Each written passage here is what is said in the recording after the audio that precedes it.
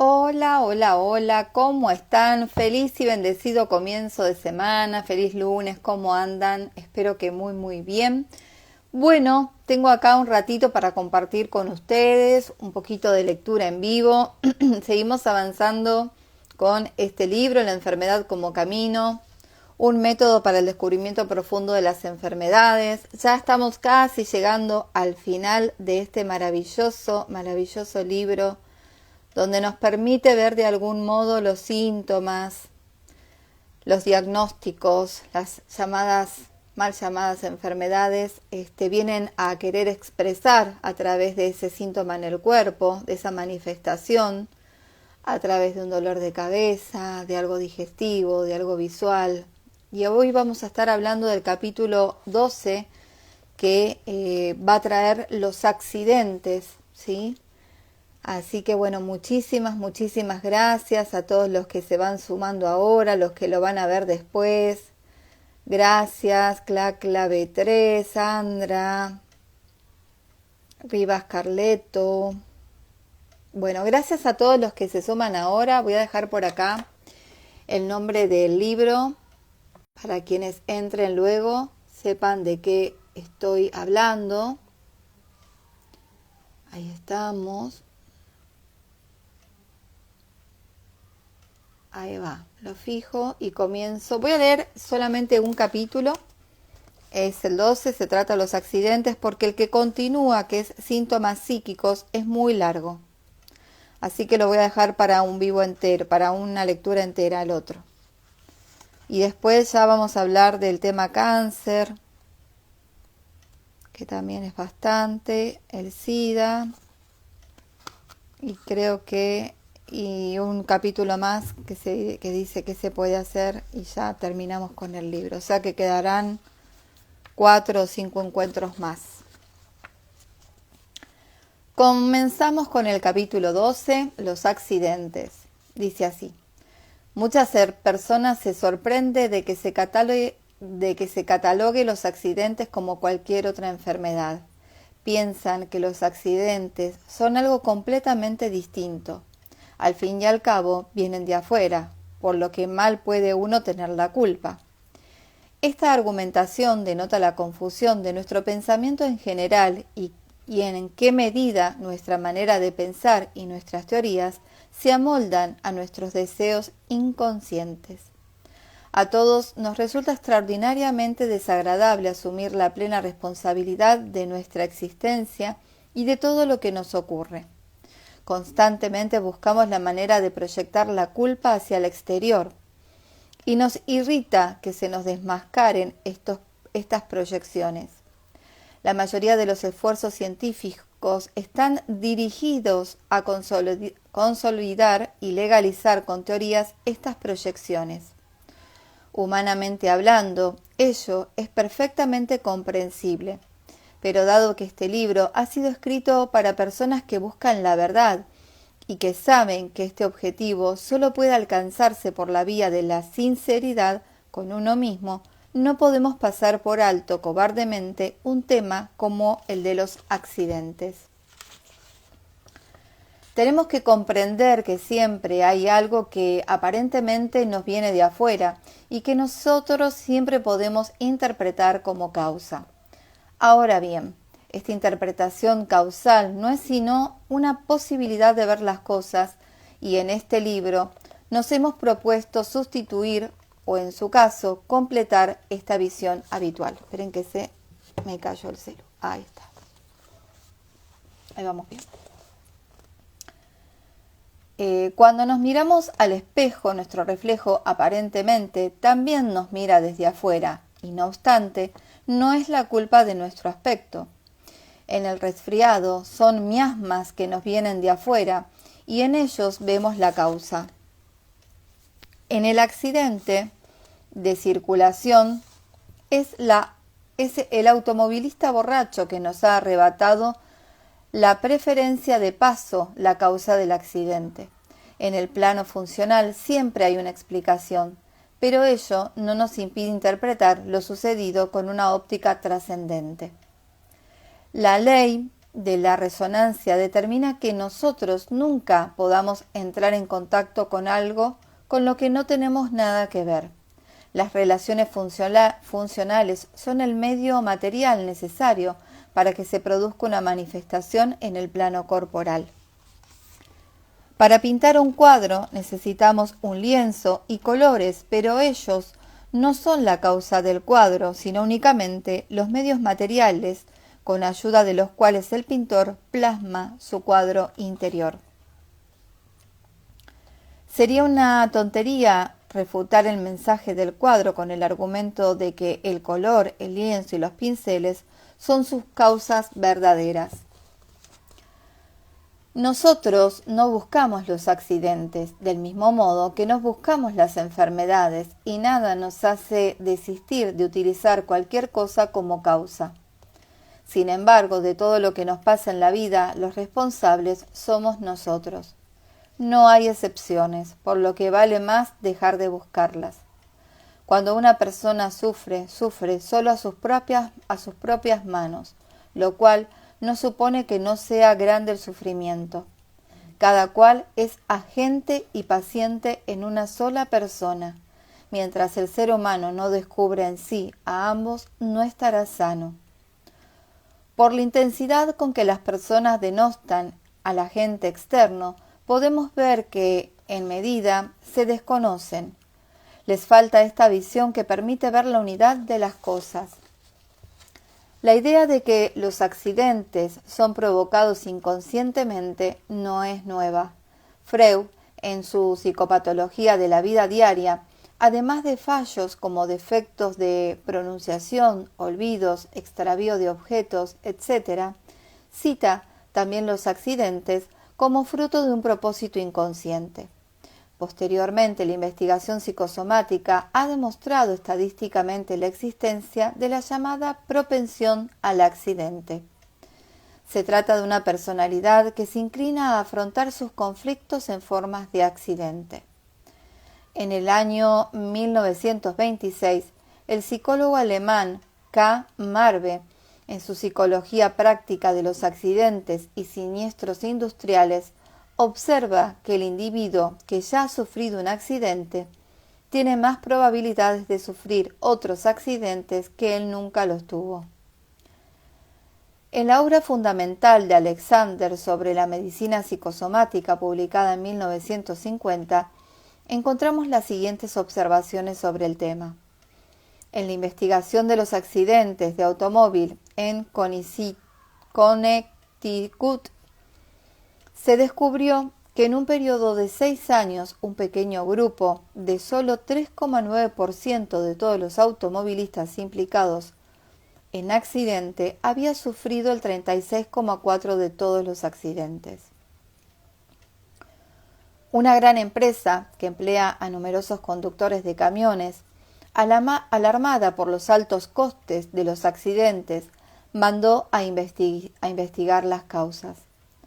En otros posibles factores se examinó el historial de cada conductor y aquellos que habían sufrido mayor número de accidentes fueron destinados a otros trabajos. Con esta sencilla medida pudo reducirse en una quinta parte la cifra de los siniestros. Es interesante observar que los conductores apartados de la carretera siguieron mostrando su propensión en el nuevo puesto de trabajo. Ello indica irrefutablemente que la propensión al accidente existe y que estas personas conservan esta propiedad en todas las actividades de la vida diaria. Alexander deduce que en la mayoría de los accidentes existe un elemento de deliberación, si bien casi siempre es inconsciente. En otras palabras, la mayoría de los accidentes están provocados inconscientemente. Esta mirada a la vieja literatura psicoanalítica nos indica, entre otras cosas, que nuestra forma de contemplar los accidentes no tiene nada de nueva y lo mucho que se tarda en conseguir que cierta evidencia desagradable llegue a penetrar, si es que llega, en la conciencia colectiva. En nuestro examen nos interesa no tanto la descripción de una determinada personalidad propensa al accidente, como ante todo el significado de un accidente que ocurre en nuestra vida. Aunque una persona no posea una personalidad propensa al accidente, éste siempre tiene un mensaje para ella, y deseamos aprender a descifrarlo. Si en la vida de un individuo abundan los accidentes, ello solo quiere decir que esta persona no ha resuelto conscientemente sus problemas y por lo tanto está escalando las etapas del aprendizaje forzoso. Que una persona determinada realice sus rectificaciones de un modo primario por los accidentes obedece al llamado de lucus minoris resistantia de las otras personas. Un accidente cuestiona violentamente una manera de actuar o el camino emprendido por una persona. Es una pausa en la vida que hay que investigar. Para ello, hay que contemplar todo el proceso del accidente como una obra teatral y tratar de comprender la estructura exacta de la acción, referirla a la propia situación. Un accidente es la caricatura de la propia problemática y es tan certero y tan doloroso como toda caricatura. Accidentes de tráfico. Accidente de tráfico es un término difícil de interpretar por lo abstracto. Hay que saber qué ocurre exactamente en un accidente determinado para poder decir qué mensaje encierra. Pero si en general la interpretación es difícil y hasta imposible, en el caso concreto resulta muy difícil. No hay más que escuchar atentamente la exposición de los hechos. La ambivalencia del lenguaje lo delata todo. Lamentablemente, una y otra vez, se comprueba que muchas personas carecen de oído para captar estas connotaciones verbales. Nosotros acostumbramos a hacer que un paciente repita una frase determinada de su descripción hasta que se da cuenta de lo que representa. En estos casos se advierte la inconsciencia con las que las personas manejan el lenguaje o bien que actúan los filtros cuando de los propios problemas se trata. Por lo tanto, en la vida y en la circulación, una persona puede, por ejemplo, desviarse de su camino, pisar el acelerador. Perdón, que me entró una llamada. Bueno, perdón, ahí está. Esperen que me perdí ahora. Por lo tanto, en la vida y en la circulación, una persona puede, por ejemplo, desviarse de su camino, pisar el acelerador, perder el norte, perder el control o el dominio, atropellar a uno, etc. ¿Qué queda por explicar? Basta con escuchar. Uno acelera de tal manera que no puede frenar y no solo se acerca demasiado al o la que va delante, sino que lo embiste. Con lo que se produce una colisión, un porrazo, como dicen otros. Este choque supone una contrariedad, por lo que los automovilistas suelen chocar no solo con los coches, sino también con las palabras. Con frecuencia, la pregunta ¿quién tuvo la culpa del accidente? Nos da la respuesta clave. No pude frenar a tiempo. Indica que una persona en algún aspecto de su vida ha acelerado de tal manera, por ejemplo en el trabajo, que ha llegado a poner en peligro tal aspecto. Esta persona debe interpretar el accidente como una llamada a examinar todas las aceleraciones de su vida y a minorar la marcha. La respuesta «no lo vi» indica que esta persona deja de ver algo muy importante de su vida. Su intento de adelantamiento acaba en accidente. Uno debería pasar revista a todas las maniobras de adelantamiento de su vida. El que se duerme al volante debería despertar cuanto antes también su vida para no estrellarse. El que se queda tirado de noche en la carretera debe examinar atentamente cuáles son las cosas de la zona nocturna del alma que pueden impedirle el avance. Este corta a alguien, el otro sobrepasa la raya o se salta el bordillo, otro más se queda atascado en el barro. De pronto, uno deja de ver claro, no ve la señal de alto, confunde la dirección, choca con resistencias. Casi siempre, los accidentes de tráfico acarrean un intenso contacto con otras personas. En la mayoría de los casos, la aproximación es excesiva y, desde luego, violenta. Vamos a examinar juntos un accidente concreto para ilustrar mejor un pequeño ejemplo práctico para nuestro enfoque. Se trata de un accidente real que al mismo tiempo representa un tipo de accidente de tráfico muy corriente. En un cruce, con preferencia a la derecha, chocan dos turismos con tanta violencia que uno de ellos es lanzado a la acera, donde queda volcado con las ruedas hacia arriba.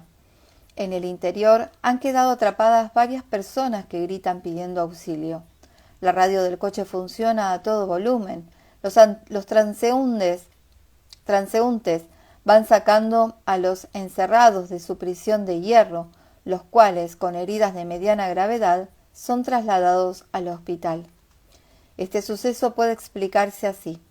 Todas las personas involucradas en este accidente se encontraban en una situación en la que deseaban continuar en línea recta por la dirección que habían tomado en su vida.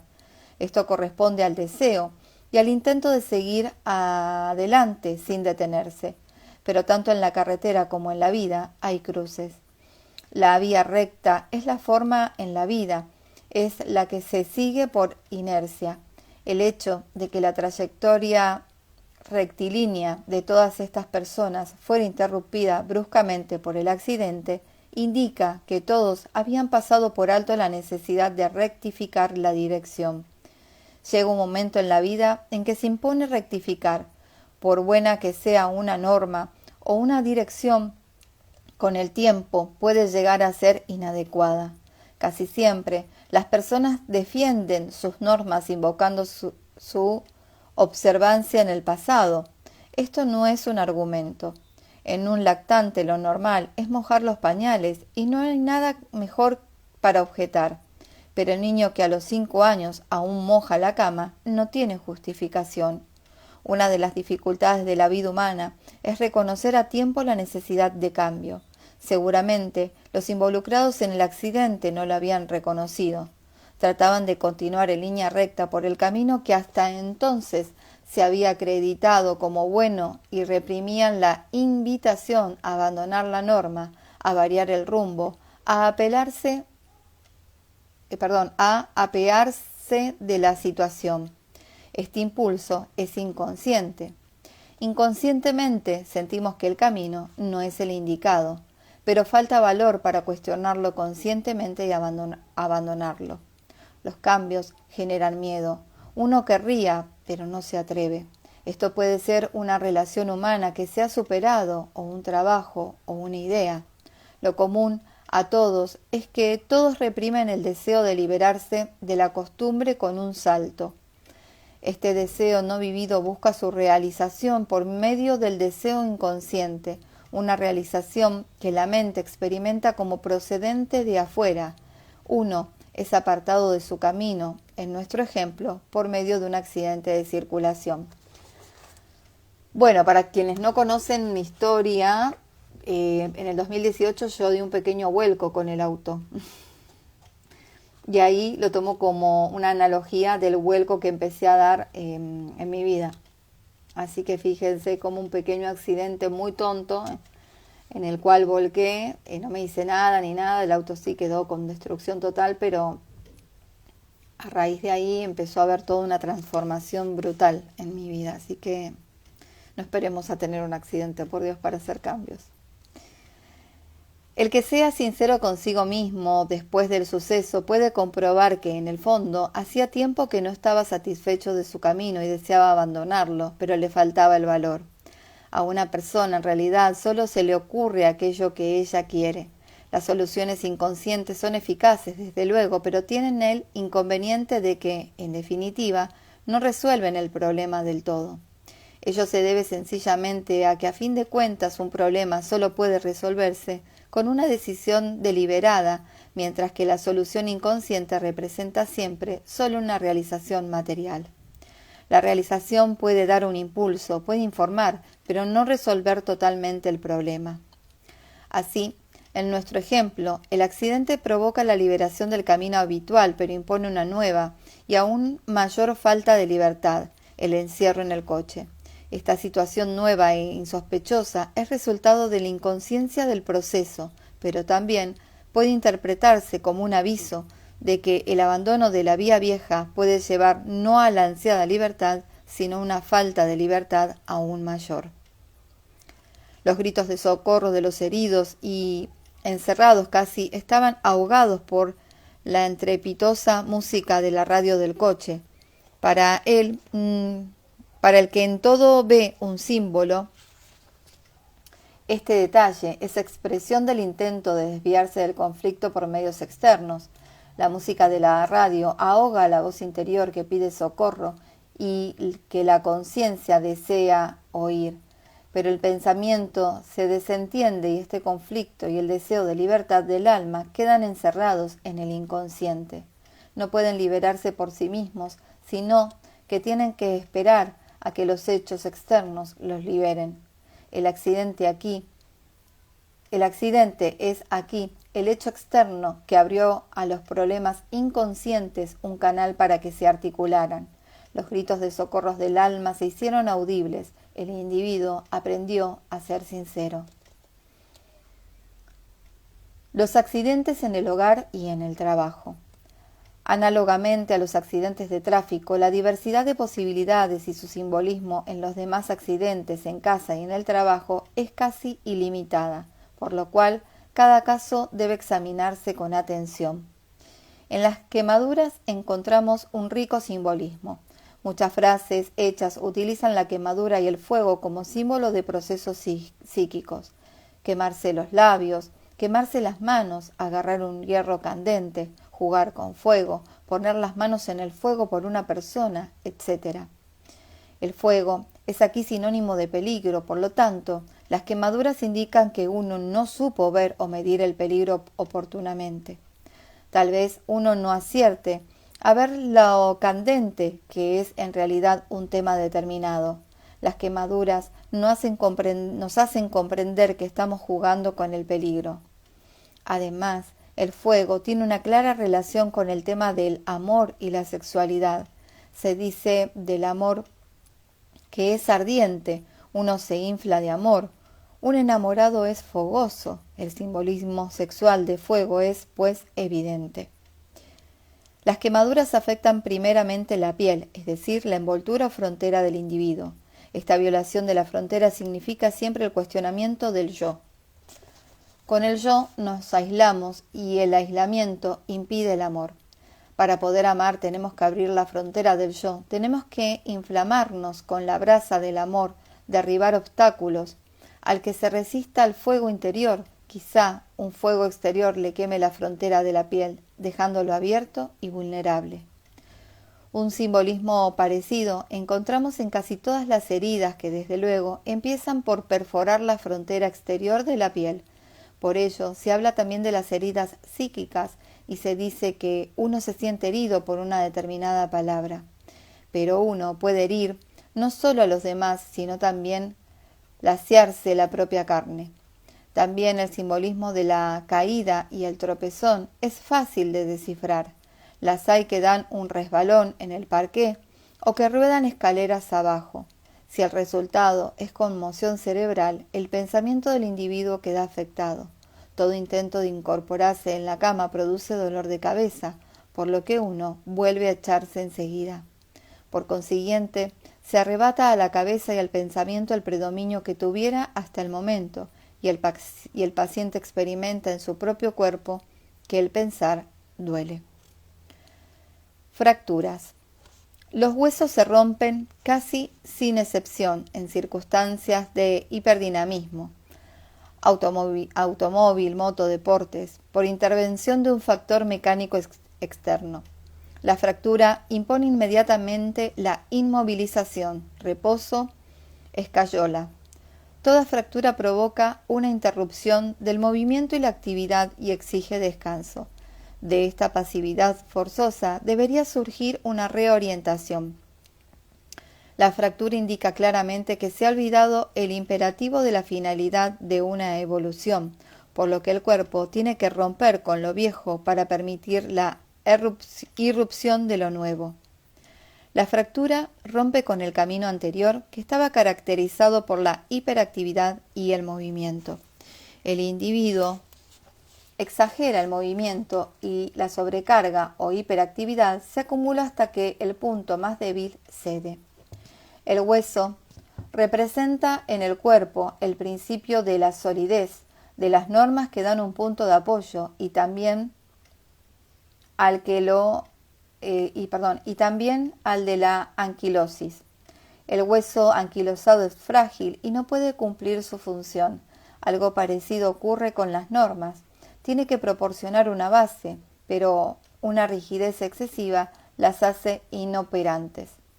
Una fractura nos enseña en el plano físico que se ha pasado por alto un exceso de rigidez de la norma en el sistema psíquico. El individuo se había hecho excesivamente rígido e inflexible. La persona con la edad suele aferrarse a sus principios con mayor rigidez y pierde su capacidad de adaptación. La anquilosis de los huesos aumenta a su vez y el peligro de fractura crece. Todo lo contrario de lo que ocurre al niño pequeño, que tiene unos huesos tan flexibles que prácticamente no pueden romperse. El niño pequeño no conoce normas ni medidas en las que petrificarse. Cuando una persona se hace excesivamente inflexible, una fractura de vértebras corrige la anomalía. Se le parte el espinazo. Eso puede evitarse doblegándolo voluntariamente. Bueno, hasta acá el capítulo de hoy, el de los accidentes, capítulo 12. Voy a dejar acá porque el capítulo que sigue, que seguramente leeré mañana, creo a la mañana, a ver si me hago un ratito, que es síntomas psíquicos, es muy largo, con lo cual me va a llevar casi, no creo una hora, pero es larguito. Entonces no quiero juntarlo con este para poder leerlo tranquila. Bueno, seres bonitos, muchas gracias a todos los que estuvieron acá, estuvieron pasando, saludando, llamada telefónica de por medio, espero que no se haya cortado mucho. Muchas gracias y bueno, gracias por compartir, por los mensajes que van dejando en YouTube, muchísimas gracias. Me hace me da mucha alegría saber que ayuda esta lectura y que les resuena y que les van cayendo así como fichas dependiendo de los síntomas que tengas. Eva, hermosa, ¿cómo estás? Es re tarde allá, Eva, todavía, ¿no? Son 5 horas más, son como las 12 de la noche. Te mando un beso, hermosa. Gracias por estar siempre. Bueno, gracias a todos. Nos estamos viendo. Me tengo que ir a cocinar, así que bueno, nos vemos. Chao, chao.